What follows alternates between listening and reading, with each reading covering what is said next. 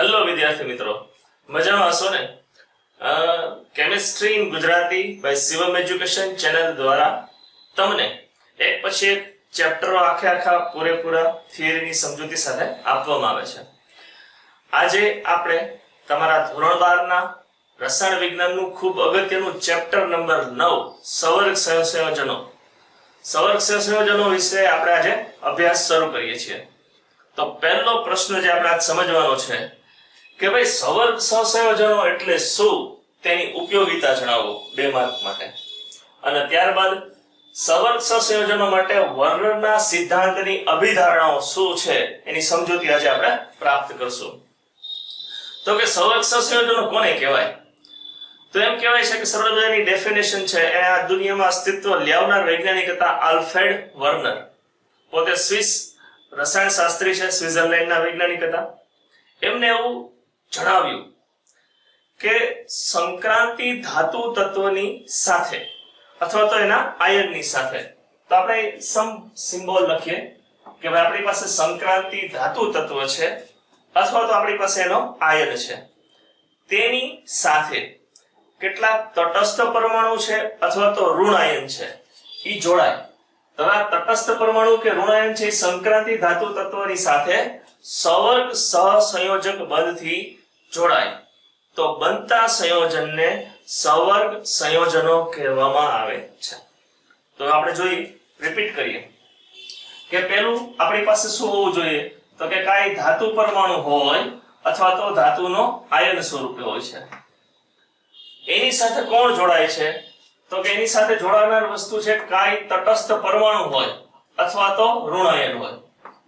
તો સંક્રાંતિ ધાતુ તત્વની સાથે તટસ્થ પરમાણુ જોડાય અથવા તો ઋણ આયન જોડાય. અચ્છા, એ કયા સ્વરૂપે જોડાય? તો એ સવર્ગ સહસંયોજક બંધ દ્વારા જોડાય. આ બંધ જે બન્યો એમની વચ્ચે એ કયો પ્રકારનો બંધ હશે? તો કે સવર્ગ સહસંયોજક બંધ. તો એમ કહે છે કે આ સવર્ગ સહસંયોજક બંધથી જોડાય તો ચોક્કસ લાક્ષણિક ગુણધર્મ વાળી એક સ્પીસીઝ તૈયાર થાય છે. આ ચોક્કસ લાક્ષણિક ગુણધર્મ વાળી જે સ્પીસીઝ તૈયાર થાય એને કહેવામાં આવે છે સવર્ગ સંયોજનો. તો હવે પ્રશ્ન થાય કે સવર્ગ સહસંયોજક બંધ એટલે શું? કોને કહેવાય સવર્ગ સહસંયોજક બંધ? તો એમ કે છે પેલો તો સહસંયોજક બંધ કોને કહેવાય તમને ખબર છે કે બે પરમાણુ વચ્ચે ઇલેક્ટ્રોનની ભાગીદારી થાય અને બે પરમાણુ વચ્ચે ઇલેક્ટ્રોનની ભાગીદારીથી જે બંધ બને એને આપણે કહીએ છીએ સહસંયોજક બંધ. હવે આ ભાગીદારી થાય એની અંદર એક પરમાણુ બંધની રચના માટેના બંને ઇલેક્ટ્રોન આપે, જ્યારે બીજો પરમાણુ એક પણ ઇલેક્ટ્રોન ન આપે અને છતાંય બંધ બને તો આ બંધને કહેવાય છે સવર્ગ સહસંયોજક બંધ. તો સવર્ગ સહસંયોજક બંધ એટલે શું? તો કે બે પરમાણુ વચ્ચે ઇલેક્ટ્રોનની ભાગીદારીથી બનતો બંધ કે જેમાં બંધ બનાવવા માટે ઇલેક્ટ્રોન છે એક જ પરમાણુ આપે તો એને કહેવાય છે સવર્ગ સહસંયોજક બંધ. સવર્ગ સહસંયોજક બંધ છે એને દાતા પરમાણુથી સ્વીકારનાર પરમાણુ વચ્ચે આ રીતે એરા દ્વારા દર્શાવવામાં આવે છે. તો હવે તમને આઈડિયા આવી ગયો કે ભાઈ સવર્ગ સહસંયોજન કોને કહેવાય? તો કે સવર્ગ સંયોજનો એટલે શું, કોને કહેવાય? તો કે સંક્રાંતિ ધાતુ પરમાણુ અથવા આયનની સાથે તટસ્થ પરમાણુ અથવા તો ઋણ આયન સવર્ગ સહસંયોજક બંધથી જોડાય ત્યારે એક લાક્ષણિક ગુણધર્મ ધરાવતી એક સ્પીસીઝ તૈયાર થાય છે. આ સ્પીસીઝ, આ સંયોજનો એને કહેવામાં આવે છે સવર્ગ સંયોજનો. તો એમ થાય કે ભાઈ આ સવર્ગ સંયોજનો છે એનું આપણા રોજિંદા જીવનમાં ઉપયોગિતા શું છે? તો એમ કે છે કે આ સવર્ગ સંયોજનો જીવંત પ્રણાલી સાથે સંકળાયેલા છે, ઉદ્દીપન કાર્ય માટે સંકળાયેલા છે, અનેક જગ્યાએ ઉપયોગી છે, વૈશ્લેષિક રસાયણ કયો કે પછી રંગકામ કયો. તો જૈવિક પ્રણાલીના ઉદાહરણો આપણે જોઈએ. આપણે જાણીએ છીએ કે લીલી વનસ્પતિ પ્રકાશ સંશ્લેષણની ક્રિયા દ્વારા પોતાનો ખોરાક છે જાતે બનાવે છે. તો આ લીલી વનસ્પતિ શું કામ બનાવી શકે છે? તો કે તેની અંદર ક્લોરોફિલ છે. તો આ ક્લોરોફિલ શું છે? તો કે ક્લોરોફિલ છે એ મેગ્નેશિયમ ધાતુનું સંકીર્ણ સંયોજન છે, સવર્ગ સંયોજન છે મેગ્નેશિયમ ધાતુનું. બીજી વાત, બીજું એક્ઝામ્પલ, આપણે આપણા શ્વસનની ક્રિયા કરી શકીએ છીએ. શ્વસનની ક્રિયા દરમિયાન હિમોગ્લોબિન સાથે ઓક્સિજન જોડાય છે, કાર્બન ડાયોક્સાઇડ દૂર થાય છે, જોડાય છે. તો આ શ્વસનની ક્રિયામાં આપણે મદદરૂપ થનાર વસ્તુ શું છે? તો કે હિમોગ્લોબિન. અચ્છા, આ હિમોગ્લોબિન એ શું છે? તો હિમોગ્લોબિન એક પ્રકારનું સવર્ગ સંયોજન છે કે જેની અંદર સંક્રાંતિ ધાતુ તત્વ તરીકે Fe આવેલી છે. આપણા શરીરના વૃદ્ધિ અને વિકાસ માટે ઘણી બધી ક્રિયાઓ સાથે વિટામિન B12 સંકળાયેલ છે. તો આ વિટામિન B12 એને આપણે સાયનોકોબાઇલ એમાઇન કહીએ છીએ. તો આ સાયનોકોબાઇલ એમાઇન વિટામિન B12 છે એ કોબાલ્ટ સંક્રાંતિ ધાતુ તત્વ કોબાલ્ટનું સંકીર્ણ સંયોજન છે. તો જુઓ, સંકીર્ણ સંયોજનો છે એ આપણા રોજિંદા જીવનમાં જૈવિક પ્રણાલીઓ સાથે સંકળાયેલા છે. ઉદ્દીપન કાર્ય માટે તમે પોલિમર ચેપ્ટર ભણશો તો એમાં તમે જાણશો કે જિગલર નાટા ઉદ્દીપકની મદદથી આપણે અલગ અલગ પ્રકારના પોલિમર પદાર્થો સહેલાઈથી બનાવી શક્યા. તો આ જિગલર નાટા ઉદ્દીપક છે, એ જિગલર નાટા ઉદ્દીપક છે એ પણ એક પ્રકારનું સંકીર્ણ સંયોજન છે ટ્રાઇથાઇલ એલ્યુમિનિયમ અને ટિટેનિયમ ક્લોરાઇડનું. તો ઉદ્દીપન કાર્યની અંદર, જૈવિક પ્રણાલીઓની અંદર, વૈશ્લેષિક રસાયણમાં, રંગકામની અંદર મોર્ડન્ટ તરીકે સંકીર્ણ સંયોજનો ખૂબ ઉપયોગીતા ધરાવે છે, ઉપયોગી છે. એટલા માટે અત્યારે આધુનિક રસાયણ વિજ્ઞાનનો જે પાયો નખાયો છે એ આ સવર્ગ સંયોજનો ઉપર છે. હવે આ સવર્ગ સંયોજનો બનાવ્યા કોણે, એનો અભ્યાસ કોને કર્યો? તો એના માટે આપણે એક વૈજ્ઞાનિક જે નોબેલ પ્રાઇઝ પ્રાપ્ત કરે છે 1913 ની અંદર, એ વૈજ્ઞાનિક હતા આલ્ફ્રેડ વર્નર. તો 1913 ની અંદર આલ્ફ્રેડ વર્નર પોતે સ્વીડિશ વૈજ્ઞાનિક છે. એમને સવર્ગ સહસંયોજનોને અભિધારણાઓ આપવા બદલ, સિદ્ધાંત આપવા બદલ એમને નોબેલ પારિતોષિક એનાયત કરવામાં આવેલું. એ નોબેલ પ્રાઇઝ છે એમને પ્રાપ્ત થયું. એટલે કે આધુનિક રસાયણ વિજ્ઞાન, ખાસ કરીને અકાર્બનિક રસાયણ વિજ્ઞાનનો પાયો છે એ આલ્ફ્રેડ વર્નરે નાખેલો. હવે એમને તમારા માટે અગત્યની છે કે 1890 થી 1803 આ 3 વર્ષ દરમિયાન એમને આવા સંકીર્ણ સંયોજનોનો અભ્યાસ કર્યો અને જે સિદ્ધાંત આપણે અત્યારે 5 મિનિટ થી 10 મિનિટમાં ભણીએ છીએ એ અભિધારણાઓ 1898 માં એમને સૂત્રિત કરી અને અભિધારણા સ્વરૂપે આપ્યા. તો જે અભિધારણાઓ આપણે ભણવાના છીએ, જે આપણે શીખીએ છીએ, એ અભિધારણાઓ આલ્ફ્રેડ વર્નર નામના વૈજ્ઞાનિકે 3 વર્ષ સુધી કોબાલ્ટ ક્લોરાઇડ અને એમોનિયાના સંકીર્ણ સંયોજનોનો અભ્યાસ કર્યો. એ અભ્યાસને અંતે એમને એમના અમુક સૂત્રો પ્રતિપાદિત કર્યા, આપ્યા, જેને વર્નરના સિદ્ધાંતની અભિધારણાઓ તરીકે ઓળખવામાં આવે છે, જે એમને 1898 માં આપેલી અને તે કાર્ય બદલ આધુનિક અકાર્બનિક રસાયણ વિજ્ઞાનના પાયા નાખવા બદલ એમને નોબેલ પ્રાઇઝ 1913 ની અંદર પ્રાપ્ત થાય છે. તો હવે એના સિદ્ધાંતની અભિધારણાઓની 4 થી 5 મુખ્ય બાબતો છે કે જે તમને એક્ઝામની અંદર 3 માર્કમાં પૂછાય છે કે વર્નરના સિદ્ધાંતની અભિધારણાઓ સમજાવો સવર્ગ સહસંયોજનો માટે. તો પહેલી બાબત, એમને કોબાલ્ટ ક્લોરાઇડ અને એમોનિયા વચ્ચેની રાસાયણિક પ્રક્રિયાઓથી અલગ અલગ પ્રકારના સવર્ગ સંયોજનો બનાવ્યા અને એનો અભ્યાસ કર્યો. અને અભ્યાસના અંતે એમને એવું કીધું કે જે કઈ સવર્ગ સંયોજનો છે, જે કઈ સંકીર્ણ સંયોજનો છે, તો કે સવર્ગ સંયોજનો 2 પ્રકારની સંયોજકતા ધરાવે છે.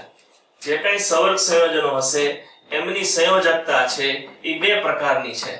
એક છે પ્રાથમિક સંયોજકતા અને ત્યારબાદ બીજી છે એ છે દ્વિતીયક સંયોજકતા. તો સૌથી પહેલી બાબત, સિમ્પલ એમનું તારણ કે દરેક સવર્ગ સંયોજન છે એ 2 પ્રકારની સંયોજકતા ધરાવે છે. એક એમને કહેવાય છે પ્રાથમિક સંયોજકતા અને બીજા પ્રકારની સંયોજકતા એટલે કે દ્વિતીયક સંયોજકતા. જ્યારે બીજા મુદ્દામાં આપણે જણાવે છે કે સવર્ગ સંયોજનોની પ્રાથમિક સંયોજકતા છે, હું અહીં લખતો નથી આટલો ભાગ કે ભાઈ સવર્ગ સંયોજનો છે એની પ્રાથમિક સંયોજકતા. તો કે પ્રાથમિક સંયોજકતા હોય તે ઋણ આયન વડે સંતોષાય છે. પ્રાથમિક સંયોજકતા કોના વડે સંતોષાય? તો એમને કીધું કે ઋણ આયન વડે સંતોષાય. ત્યારબાદ આ પ્રાથમિક સંયોજકતા છે એ આયનીકરણ પામે છે. સૌથી અગત્યની બાબત એમને જણાવી કે પ્રાથમિક સંયોજકતા છે આયનીકરણ પામે છે. તો એમના સમયે એમને જણાવ્યું કે ભાઈ પ્રાથમિક સંયોજકતા છે ઋણ આયન વડે સંતોષાય છે. દાખલા તરીકે હું અમને બનાવેલ સંકીર્ણ સંયોજન છે એનું ઉદાહરણ આપું તો કોબાલ્ટ ધાતુ સાથે બે અલગ અલગ વસ્તુઓ જોડાયેલી છે. એક છે મેં કાઉન્સની અંદર લખ્યું છે અને કાઉન્સની બહારનો ભાગ છે. તો કાઉન્સની બહારનો ભાગ જે લખ્યો એ પ્રાથમિક સંયોજકતાને કારણે હોય છે. આ પ્રાથમિક સંયોજકતાને કારણે હોય એટલા માટે આપણે કહી શકીએ કે એનું આયનીકરણ થાય છે. તો અથવા તો આયનીકરણ થાય છે તો આયનીકરણ ક્યારે થાય? જો તમારા માટે ડિટેલની વસ્તુ, આયનીકરણ ક્યારે થાય તો કે જો આયનિક બંધથી જોડાયેલ હોય તો આયનીકરણ પામે. તો હવે એમને જણાવેલો બીજો મુદ્દો કે સવર્ગ સંયોજનો પ્રાથમિક સંયોજકતા સવર્ગ સંયોજનોની પ્રાથમિક સંયોજકતા છે ઋણ આયન વડે સંતોષાય છે. તેનું આયનીકરણ શક્ય છે એટલે કે આયનીકરણ પામે છે. હાલના સમયમાં એવું પુરવાર થયું છે કે ઋણ આયન વડે સંતોષાય તો છે જ, પણ ઋણ આયનની સાથે સાથે ધન આયન વડે પણ સંતોષાઈ શકે છે. એનું પણ એક ઉદાહરણ આપી દઉં તમને. માનો કે આપણે આવું સંકીર્ણ સંયોજન લીધું K4FeCN6. તો જુઓ આ ભાગ છે સંકીર્ણ આયન છે. ચોરસ કૌંસની અંદર જે લખું છું એ સંકીર્ણ આયન છે. એની બહાર જે લખ્યું એ ભાગ આયનીકરણ પામે છે. તમે જુઓ આ છે 4 K+ આયન જોડાયેલા છે તો એ ધન આયન વડે સંતોષાયેલ છે. અહીં 3 ક્લોરાઇડ આયન જોડાયેલા છે તો એ ઋણ આયન વડે સંતોષાયેલ છે. તો તમે થોડુંક ડિટેલમાં જાઓ તો તમને આઈડિયા આવે કે આના ઉપરનો વીજભાર આના ઉપરનો વીજભાર +3 હોવો જોઈએ, જેથી એની સાથે 3 ઋણ વીજભાર ધરાવતા ક્લોરાઇડ જોડાયેલા છે. આમાં સંકીર્ણ છે એના ઉપરનો વીજભાર શું હોઈ શકે તો કે -4 હોય. એટલા માટે એની ઉપર -4 નો વીજભાર હોય એટલા માટે એની સાથે 4 પોટેશિયમ છે એ જોડાયેલ છે. એક પોટેશિયમનો વીજભાર +1 માટે 4 નો +4 થશે. હવે ત્યારબાદ એને કીધું કે ધાતુ પરમાણુની એટલે કે સવર્ગ સંયોજનોમાં ધાતુ આયનની દ્વિતીયક સંયોજકતા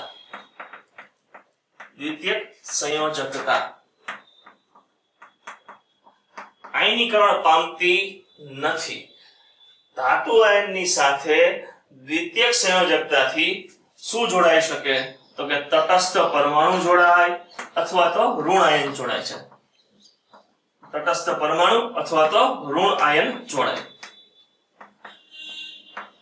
તો ધાતુ પરમાણુની સાથે દ્વિતીયક સંયોજકતાથી તટસ્થ પરમાણુ અથવા તો ઋણ આયન જોડાય છે.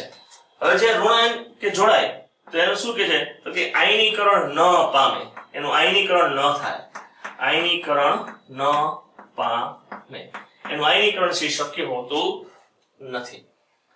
તો ધાતુ આયનની સાથે દ્વિતીયક સંયોજકતા છે એ દ્વિતીયક સંયોજકતા હંમેશા કોના દ્વારા સંતોષાય તો કે તટસ્થ પરમાણુ દ્વારા સંતોષાય છે અથવા તો ઋણ આયન વડે સંતોષાય છે.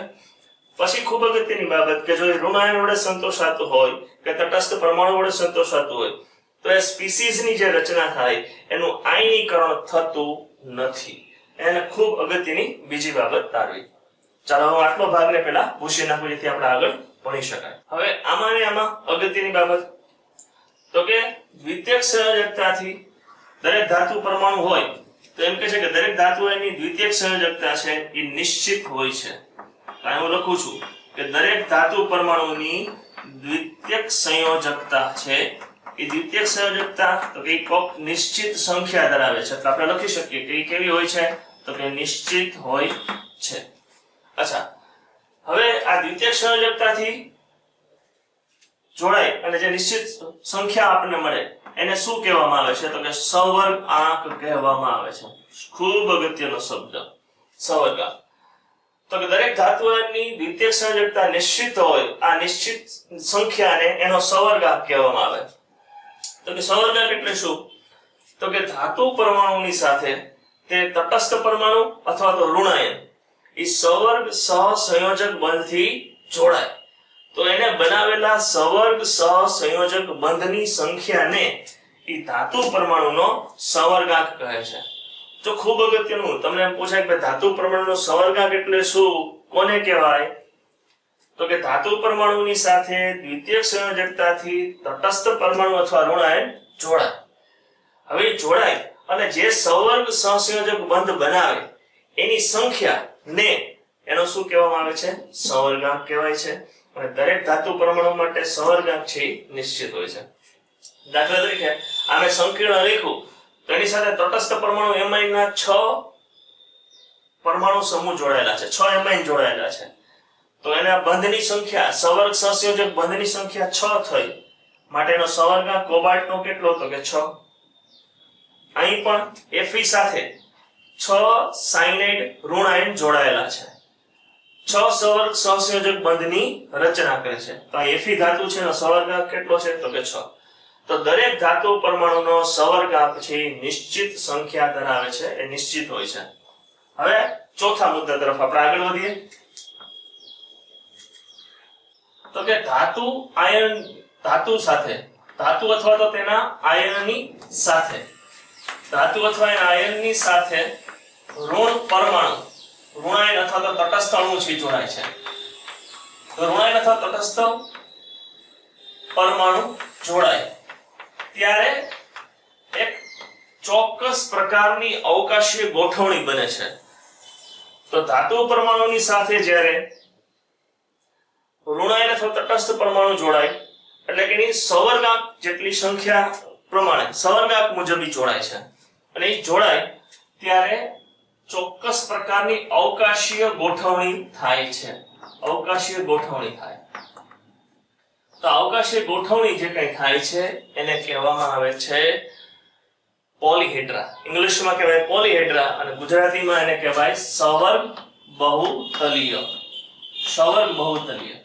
તો કે દરેક ધાતુ પરમાણુ હોય એની સાથે જોડાનાર તટસ્થ પરમાણુનો સવર્ગાંક એની સંખ્યા નિશ્ચિત હોય અને નિશ્ચિત સંખ્યાને આધારે એક ચોક્કસ પ્રકારની ભૌમિતિક રચના ઉદ્ભવે છે અવકાશીય ગોઠવણીના આધારે. તો અવકાશીય ગોઠવણીના આધારે જે ઉદ્ભવતી ભૌમિતિક રચના છે એને કહેવામાં આવે છે સવર્ગ બહુતલીય. દાખલા તરીકે ધાતુ પરમાણુની સાથે જ્યારે 6 તટસ્થ પરમાણુ અથવા તો ઋણાયન જોડાય તો Ml6 પ્રકારની રચના થઈ. એટલે કે એનો સવર્ગાંક 6 છે. કેટલો છે સવર્ગાંક? 6. તો જો સવર્ગાંક 6 હોય આપણે લખીએ કે એનો સવર્ગાંકની સંખ્યા છે 6 હોય તો જે કંઈ આકાર બને ભૌમિતિક રચના બને એ અષ્ટફલકીય રચના ધરાવે છે.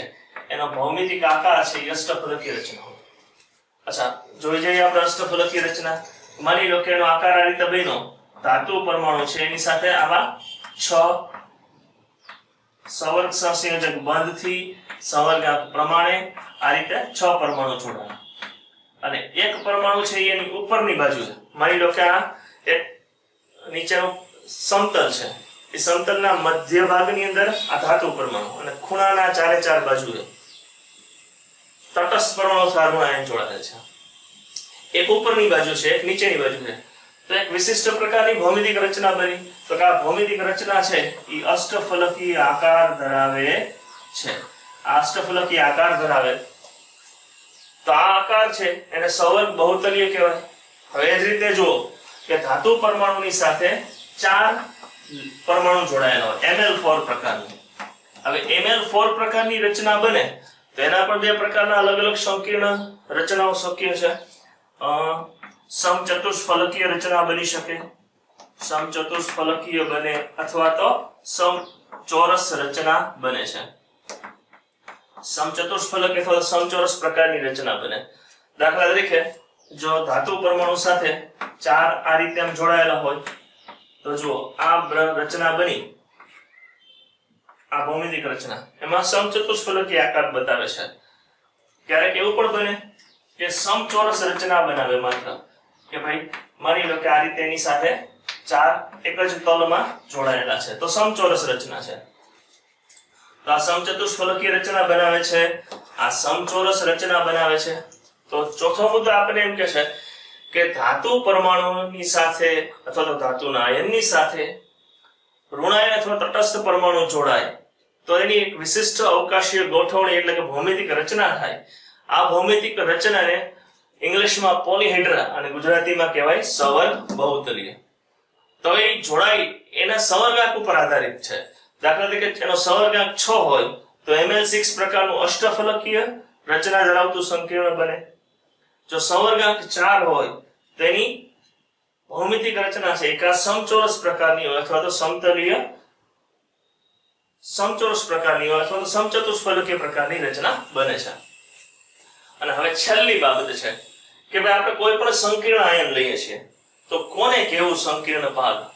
તો કે જુઓ મેં અહીં લખ્યું છે K4FeCN6. તો આ K4FeCN6 ને તમારા માટે પાછું લખું છું K4FeCN. તો જુઓ એમ કહે છે કે હંમેશા સંકીર્ણ સંયોજન જે છે સંકીર્ણ આયન છે એ સંકીર્ણ આયનને હંમેશા ચોરસ કૌંસની અંદર દર્શાવવામાં આવે છે. આ ચોરસ કૌંસની અંદર જે રહેલું છે એને સંકીર્ણ આયન કહેવાય. એનું ક્યારેય આયનીકરણ થતું નથી, એ પોતે આખું એક આયનના સ્વરૂપે વર્તે છે. તો આને આપણે કહીશું સંકીર્ણ આયન. જો ખાસ અગત્યનું છે, હવે તમને ઓળખતા આવડવું જોઈએ. જ્યારે કૌંસની બહારનો ભાગ છે એને આપણે કહેવાય છે પ્રતિઆયન. અચ્છા, આ પ્રતિઆયન છે કૌંસની બહારનો ભાગ એનું આયનીકરણ પામે છે. તો તમને એમ કહેવાય કે ચાલો હું K4FeCN6 ને પાણીમાં નાખું તો મને કેટલા આયન મળે? તો કે 4 મને K+ મળે અને એક છે ઈ સંકીર્ણ આયન એક આખો -4 વીજભાર ધરાવતો આયન પ્રાપ્ત થાય. કુલ મને મળ્યા આયન કેટલા? તો કે 4 ને 1 5. તે રીતે કહેવાનો કે આ હેક્સાઇમાઇન કોબાલ્ટ ક્લોરાઇડ આનું નામ મેં લીધું. તો આ સંકીર્ણ સંયોજન છે એને પાણીમાં નાખું તો મને 3 ક્લોરાઇડ આયન અને એક આખો આ સંકીર્ણ મળે જેનો વીજભાર કેટલો? તો કે +3. તો કુલ કેટલા મળે? તો કે 3 ને 1 4. તો આમ આ અભિધારણાઓની સાથે વર્નરે એમનો સિદ્ધાંત આપ્યો જેને વર્નરનો સિદ્ધાંત કહેવાય છે અથવા તો સવર્ગ સંયોજનો માટે વર્નરની અભિધારણા કહેવાય છે. આ તમને એક્ઝામ માટે ખૂબ અગત્યનું છે. આના આધારિત ઘણા બધા અલગ અલગ પ્રકારના MCQ પૂછાય છે, અલગ અલગ પ્રકારના કોન્સેપ્ટ આધારિત ઉપયોગી MCQ અલગ અલગ એક્ઝામમાં પૂછાય છે. તો ચાલો એકવાર ફટાફટ રિવાઇઝ કરી જઈએ કે ભાઈ શું છે સંકીર્ણ સંયોજનો અને વર્નરનો સિદ્ધાંત. તો કે સ્વિસ વૈજ્ઞાનિક આલ્ફ્રેડ વર્નરે 1890 થી 1893 દરમિયાન 3 વર્ષના અભ્યાસને અંતે 1893 માં એમને એક અભિધારણાઓ આપી જેને વર્નરની અભિધારણાઓ સવર્ગ સંયોજનો માટે કહેવામાં આવે છે. એનો પહેલો મુદ્દો કે દરેક સવર્ગ સંયોજનો છે એ 2 પ્રકારની સંયોજકતા ધરાવે છે. એક છે એમને પ્રાથમિક સંયોજકતા અને બીજી છે દ્વિતીયક સંયોજકતા. બીજો મુદ્દો કે ભાઈ દરેક પરમાણુની એટલે કે દરેક સંકીર્ણ સંયોજનની પ્રાથમિક સંયોજકતા છે એ મોટે ભાગે એમના સમય દરમિયાન ઋણ આયન વડે સંતોષાય છે એવું એમને કીધું હેક્સાઇમાઇન કોબાલ્ટ ક્લોરાઇડના સંકીર્ણના અભ્યાસના આધારે. હાલના સમયમાં આપણે એમ કહી શકીએ કે પ્રાથમિક સંયોજકતા છે એ ઋણાયન તેમજ ધનાયન વડે સંતોષાય છે અને આ પ્રાથમિક સંયોજકતા હંમેશા આયનીકરણ પામી શકે છે એટલે કે આયની હોય છે. તો હવે આપણે આઈડિયા આવી ગયો કે પ્રાથમિક સંયોજકતા છે એ હંમેશા આયનીય બંધ વડે બને. ત્યારબાદ ત્રીજી બાબત કે ધાતુ આયનની દ્વિતીયક સંયોજકતા છે એના વડે દ્વિતીયક સંયોજકતા વડે ધાતુ પરમાણુની સાથે તટસ્થ પરમાણુ અથવા તો ઋણ આયન છે જોડાય છે અને તે ક્યારેય આયનીકરણ પામતા નથી. તો ધાતુ આયનની સાથે દ્વિતીયક સંયોજકતાથી જોડાયેલા તટસ્થ પરમાણુ અથવા તો ઋણ આયનની જે સંખ્યા બને એક દ્વિતીયક સંયોજકતા એ હંમેશા નિશ્ચિત હોય અને સંખ્યાને એનો સવર્ગાંક કહેવામાં આવે છે. તો સવર્ગાંક એટલે શું? તો કે ધાતુ આયનની સાથે તટસ્થ પરમાણુ અથવા તો ઋણ આયને કેટલા સવર્ગ સહસંયોજક બંધ બનાવ્યા એ જે સવર્ગ સહસંયોજક બંધ બને એની સંખ્યા એટલે કે સવર્ગાંક. તો કે દરેક ધાતુ પરમાણુનો સવર્ગાંક છે હંમેશા નિશ્ચિત હોય છે. ચોથી બાબત કે ધાતુ આયનની સાથે ઋણાયન અથવા તો તટસ્થ પરમાણુ દ્વિતીયક સંયોજકતાથી જોડાય એટલે કે એની સવર્ગાંક જેટલી સંખ્યાથી જોડાય ત્યારે ચોક્કસ પ્રકારની અવકાશીય ગોઠવણી થાય છે અને આપણને ભૌમિતિક રચના પ્રાપ્ત થાય. તો કે આ ભૌમિતિક રચનાને ઇંગ્લિશમાં કહેવાય પોલીહેડ્રા અને ગુજરાતીમાં આપણે કહીએ છીએ સવર્ગ બહુતલીય. એના બે પ્રકાર છે. ધારો કે સવર્ગાંક 4 હોય તો એને Ml4 પ્રકારનું સંકીર્ણ કહેવાય અને એનો ભૌમિતિક રચના કા સમચતુષ્ફલકી હોય અથવા તો સમચોરસ હોય. જો સવર્ગાંક 6 હોય તો એ જે સંકીર્ણ સંયોજન બને એની ભૌમિતિક રચના છે અષ્ટફલકી રચના હોય, એનો આકાર છે આ રીતે હોય. તો જ્યારે હું કોઈ પણ સંકીર્ણ સંયોજન લઉં છું, સવર્ગ સંયોજન લઉં છું, તો એ સવર્ગ સંયોજનમાં સંકીર્ણ આયન કે જે આયનીકરણ પામતો નથી એને આપણે ચોરસ કૌંસની અંદર દર્શાવેલ હોય છે. ચોરસ કૌંસની બહારનો ભાગ છે એ પ્રતિ આયન છે, એ આયનીકરણ પામતો ભાગ છે એ સંકીર્ણ આયનના વીજભારને સંતુલિત કરવા માટે એની સાથે જોડાયેલો છે. તો આજે આપણે વિદ્યાર્થી મિત્રો વર્ણનના સિદ્ધાંતની અભિધારણાઓ ડિટેલમાં A to Z કોન્સેપ્ટ સાથે ભણ્યા. ચલો, આ વિડિયો લેક્ચરો છે તમારા મિત્રોને જણાવવાનું ચૂકશો નહીં. એમને ઇન્ફોર્મ કરજો જેથી એ પણ આપણી ચેનલ સાથે જોડાય, વિડિયો લેક્ચરોના અભ્યાસ દ્વારા ખૂબ સારા માર્ક પ્રાપ્ત કરે. ચાલો, ઓલ ધ બેસ્ટ. મળીએ નેક્સ્ટ લેક્ચરમાં.